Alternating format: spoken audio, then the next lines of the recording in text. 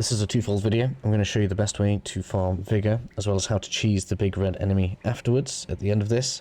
And then you can have continual ×3 vigor as long as you want, okay? You need to get to the seed point that is just after the sanctuary boss. This is very early in the game. There is no gear requirement or build requirement to this, other than it is probably best if you have the second soul flay socketed in your lantern. That's going to make this significantly easier. As soon as you're here, best to immediately just head straight into the umbral realm.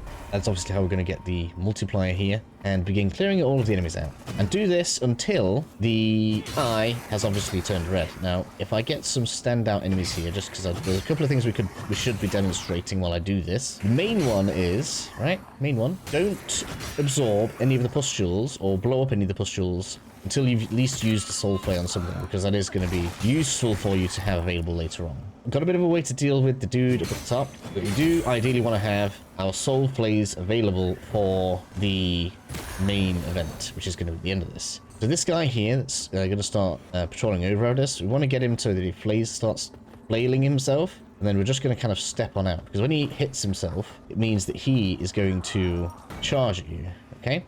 So for now, we're just going to play with him. He's going to charge up here. We can't really do anything with that. We're not going to fight him, but just note he can't stand on this, okay? So if you're on this, you're basically safe. The umbral platform you see just in there. Right, he's just whipped himself there. Look, so he's going to charge at me now. But if we just stand here... Oh, he didn't actually fall off. The box has saved him. The box has saved him. Okay, so he's glitched out for me.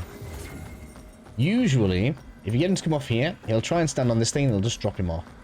For the sake of ease, I'm just going to go ahead soul flame out like this, okay?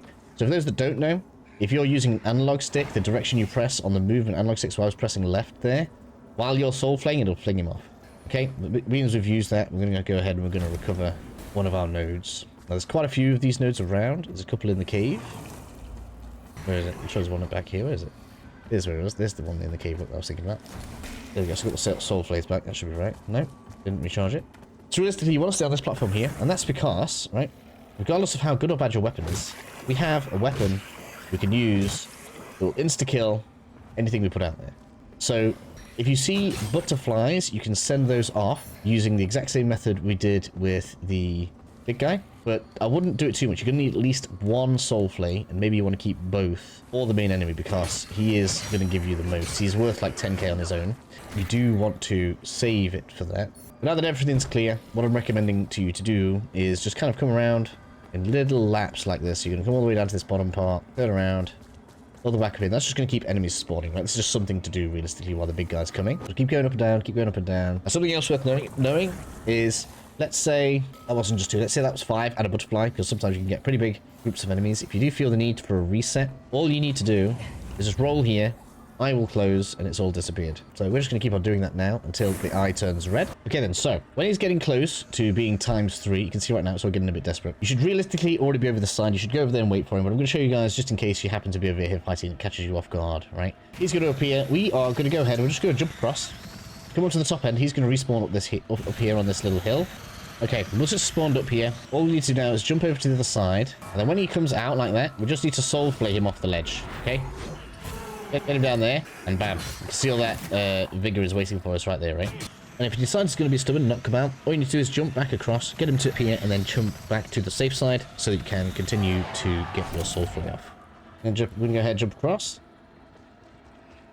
Tons of vigor, some good loot. And now you can see we have the 3x experience, and that is going to stay there for as long as we want it to. So we can jump back across. If there's enemies that you don't want to fight, so for example, we don't have any soul flays left, so maybe I don't want to fight a butterfly. We just come back here to where the eyes shut, then we can come back out again, reset the enemies. And you can last here for as long as you want on 3x XP, and level as much as you like. Just continue running up and down the hill here. Obviously, if you have better weapons than me, I'm still pretty low level. We don't have any upgrades or anything, so the damage is pretty pathetic. But you can do this way faster than I'll have done it if you have to have gotten the blacksmith unlocked and stuff. That's probably going to be next in my series, because we're pretty close to it at this point anyway. But I hope that helps you out, and I'll see you all in the next video.